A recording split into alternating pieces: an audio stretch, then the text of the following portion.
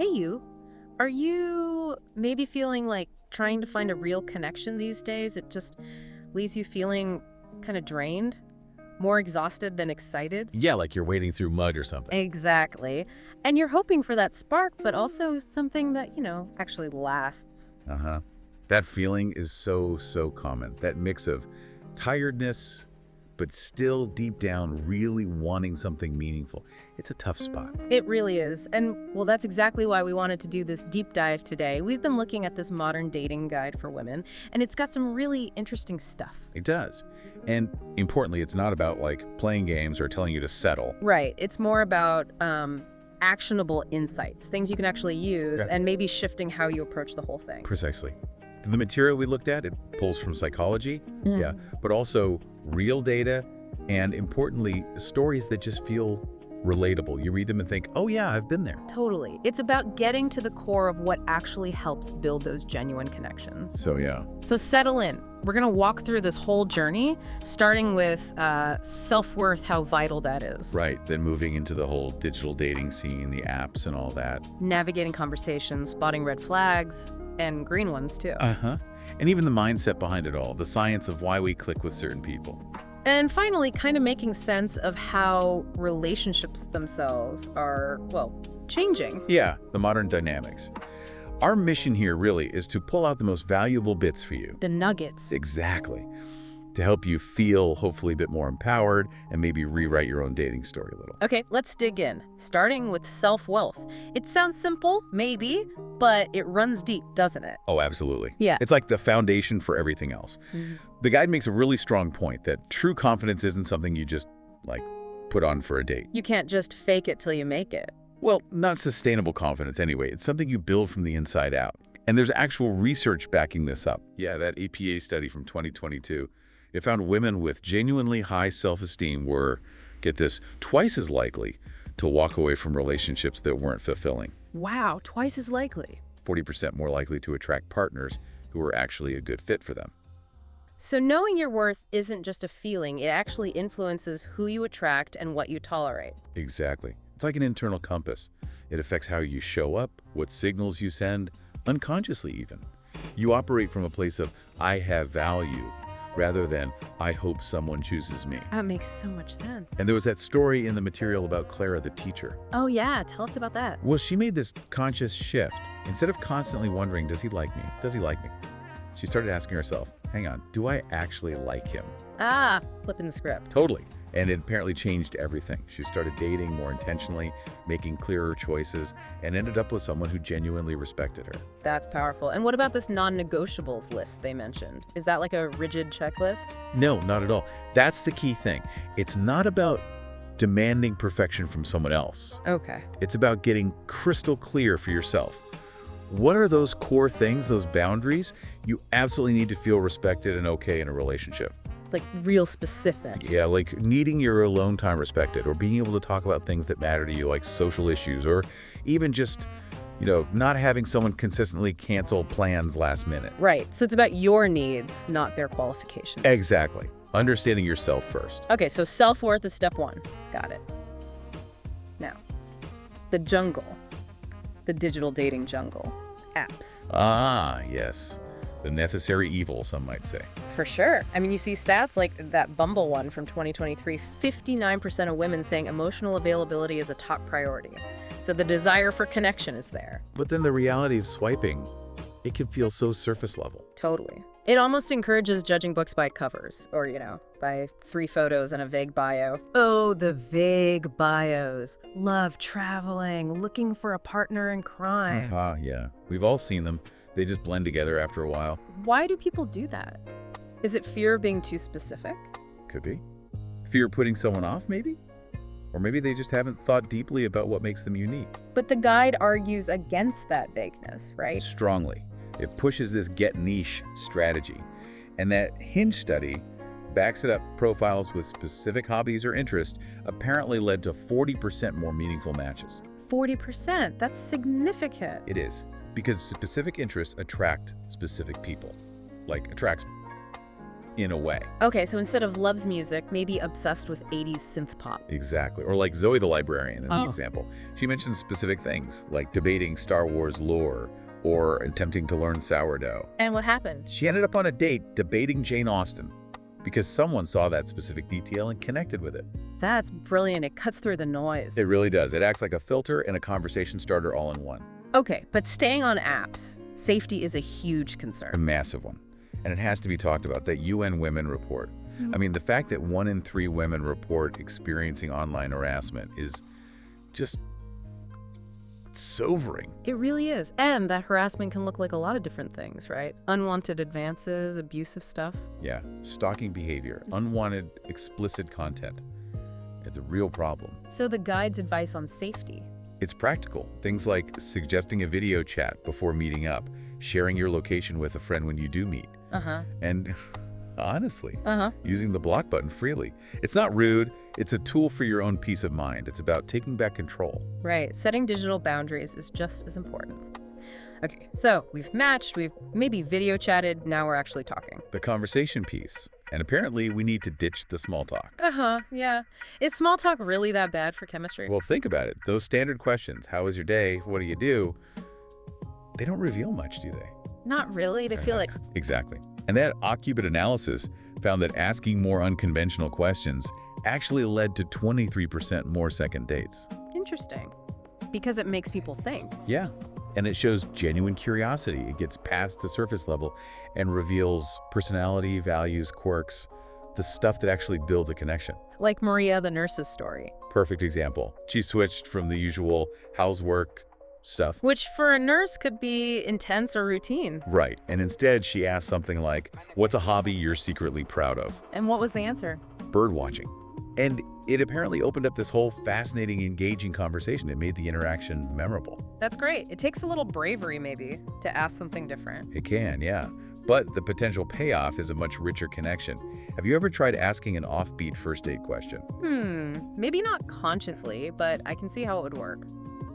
Okay, and what about this alpha mindset thing mentioned? That sounds potentially loaded. It does, but the guide reframes it really well, I think. It's not about being, like, aggressive or dominant in a negative way. Okay. It's more about owning your needs, having that inner confidence to state what you want and need clearly and assertively.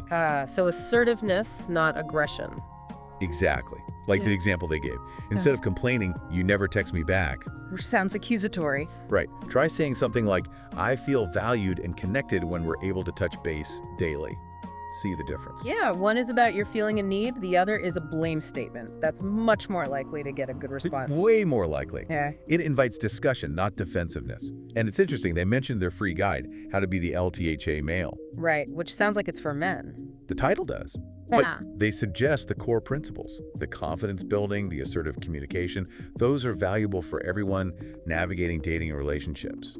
Gender doesn't really matter for those skills. Okay, that makes sense. So build self-worth, get specific online, ask better questions, communicate needs assertively.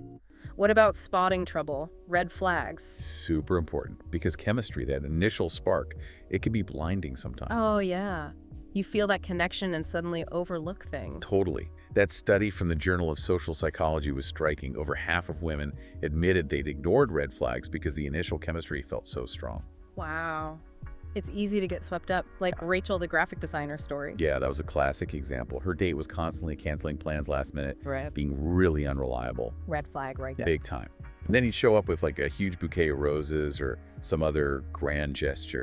The distraction tactic. Pretty much. And she kind of let the unreliability slide because the gestures felt so romantic.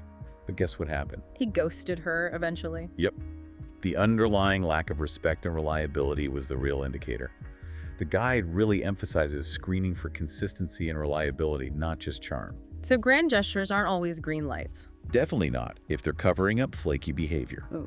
True green lights, the guide suggests, are often much quieter. Quieter, like what? Like, someone remembering how you take your coffee. Actively listening when you talk, not just waiting for their turn. Celebrating your small wins with you. The little things. Exactly. Those micro moments, as that Gallup poll called them. They show genuine care and attention over time. That's way more predictive of long-term success than occasional fireworks. It's about the pattern, not the peaks. Yep. And trusting your gut feeling. Always. The guide is big on that. If a relationship feels like a constant emotional roller coaster, up and down all the time, that's probably drama and anxiety, not deep love. That intuitive sense, that little voice saying, something's off here. It's usually worth listening to. Have you ever ignored your gut and regretted it? Oh, definitely. More times than I'd like to admit. It often knows before your brain catches up. So true. Okay, so we're spotting flags, recognizing green lights. Let's zoom out a bit. What about the overall approach to dating? This winner mindset. Yeah, I like that term. What does it actually mean in this context? Is it about winning a partner? Not really winning them like a prize. It's more about winning at managing your own energy and perspective through the dating process. Okay. Avoiding burnout. Exactly. Because dating fatigue is real, and it often comes from that scarcity mindset, feeling like there are no good options out there, feeling desperate. We've been there. Right. So one idea the guide explores, referencing a study from the Journal of Relationships, is the concept of dating multiple people simultaneously. Ooh, okay. How does that fit in? Isn't that playing games? Not if it's done ethically and openly. That's the crucial part. It's not about manipulation. So what's the benefit then? The study suggested it can actually lead to higher relationship satisfaction overall, like 30% higher. Yeah. The idea is that it takes the pressure off any one person. It reminds you that you have options, which reinforces your own self-worth. You're choosing, not chasing. Okay, I see. It shifts the power dynamic back to you. It's exploration, not desperation. Precisely. And Priya, the entrepreneur's rule, is amazing for this. What was her rule again? If I wouldn't set him up with my best friend, I won't date him. Oh, that's good. That's a really high bar, in the best way. Isn't it? It instantly shifts the focus from, does he like me? Am I good enough? Yeah. To, is this person genuinely good quality? Do I respect them? It centers your judgment and values. Do I like us? Not just, does he like me? Exactly, that shift. It's empowering. This all seems to point towards attraction being way more complex than just looks. Let's get into the science bit. Yeah, this stuff is fascinating. Attraction is so multifaceted. Biology, psychology, culture, it all mixes together. And it's not just visual. Apparently not nearly as much as we might think. That Nature Human Behavior study found that something like 65% of initial attraction is actually non-physical. 65%? Like what? Things like someone's voice, their scent, finding shared values early on, those play a huge role. Voice, like Lena the engineer's experience with voice notes. Exactly. She found that hearing someone's voice, their tone, how they express themselves, created a much stronger sense of connection before even meeting. It adds a whole different layer. It makes them feel more real somehow. It does. And then there's the whole pheromone thing. Ah, the mysterious scent signals. Is that real? Well, the science is still debated, definitely controversial. But some research, like that from the University of Chicago, suggests we might pick up on subconscious scent cues. It might even push us towards partners with different immune systems, which is biologically advantageous. Wow. So our noses might be playing matchmaker without us even realizing it. Potentially. It's a reminder that there are these deeper, sometimes invisible forces at play. So much more than just swiping left or right on a picture. And attachment styles came up too. That sounds important for relationships. Hugely important. Dr. Amir Levine's work on this is really insightful. Basically, our attachment style shapes how we connect and behave in close relationships. And there are different types. Generally, three main ones are discussed: secure, anxious, and avoidant. Secure folks are generally comfortable with intimacy and independence. Anxious types might crave closeness, but worry a lot about the relationship's stability or rejection. Avoidant types tend to value independence highly, sometimes finding deep intimacy uncomfortable or stifling. And knowing your own style matters because... As mismatches can cause a lot of friction. Like an anxious person paired with an avoidant person often creates this push-pull dynamic that can be really stressful. The research suggests maybe 50% of dating conflicts stem from these kinds of mismatches. Half. Wow. So knowing your style and maybe what kind of style your partner has. Yeah, and ideally aiming for a secure partner or working towards more secure functioning yourself can make relationships feel much smoother and safer. That makes a ton of sense. And they suggested taking a quiz. Yeah, like the ones based on the book Attached. It's a really practical step you could take to understand yourself better in relationships. Cool. And maybe trying non-visual dating, like just calls or audio apps. Right. To deliberately focus on those non-physical connection points we were just talking about: voice, conversation, shared values. Okay, this brings us to the current landscape. Relationships look different now, don't they? They really do. The old labels don't always fit. You hear about situationships, people exploring ethical non-monogamy or polyamory. Right. But people still want commitment, too. Oh, yeah. That YouGov survey showed that while, sure, a good chunk of millennials have tried some form of consensual non-monogamy, a majority, 58%, still want a lifelong partnership. So it's not that commitment is dead, it's just more varied. Exactly. Which makes intentionality even more crucial. You really need to know what you want and communicate that clearly. Like Jasmine's story with the situationship. Yeah, she was kind of stuck in that undefined space, but apparently getting clearer on her own worth, maybe drawing on some of those alpha confidence principles we talked about, gave her the courage to ask for clarity. She set an ultimatum. Essentially, yeah. She defined what she needed to feel secure, and it led to them becoming exclusive. It shows how self-worth fuels your ability to advocate for your needs. It comes back to knowing what you want and being willing to ask for it or walk away. Precisely. And other modern dynamics came up too, like financial transparency. Oh, the money talk. Always awkward. Can be. But that Forbes stat about 70% of couples arguing about money early on, it suggests talking about it sooner rather than later might be smart. Like those money dates the guide mentioned. Yeah, just creating a space to talk openly about finances, spending habits, goals. It could prevent a lot of conflict down the road. Makes sense. And things like long-distance relationships, using tools to stay connected. Yeah, tools like TouchNote for sending little physical reminders.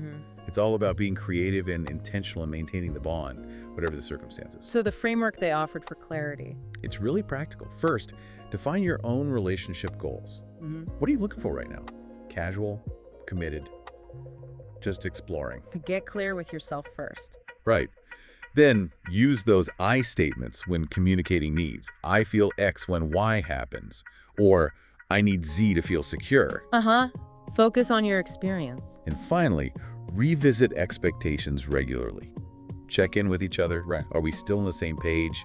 Needs can change over time. It's ongoing communication, not just one big talk. Exactly. It's about keeping that dialogue open and honest. Wow. Okay. We've covered a lot of ground here. We really have.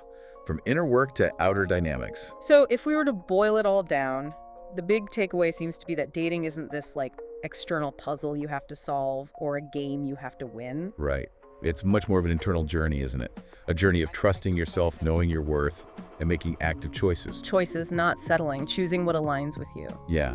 Every swipe, every conversation, every date, it's an opportunity to choose based on your values, not just react out of hope or fear. And for anyone listening who feels like maybe boosting that inner confidence, that sense of self-worth is their next step. That free guide they mentioned, How to Be the LTH Male, even with the title, sounds like it could offer some really solid strategies for building that assertiveness and self-belief. Because really, truly valuing yourself, that's incredibly attractive. It absolutely is. Yeah. It radiates outward. Okay, so here's something to leave you with, a final thought to maybe chew on. When you think back on everything we've talked about in this deep dive, what's maybe one belief you hold about dating, about relationships, about yourself in that context that you might be willing to reconsider, or maybe even experiment with changing?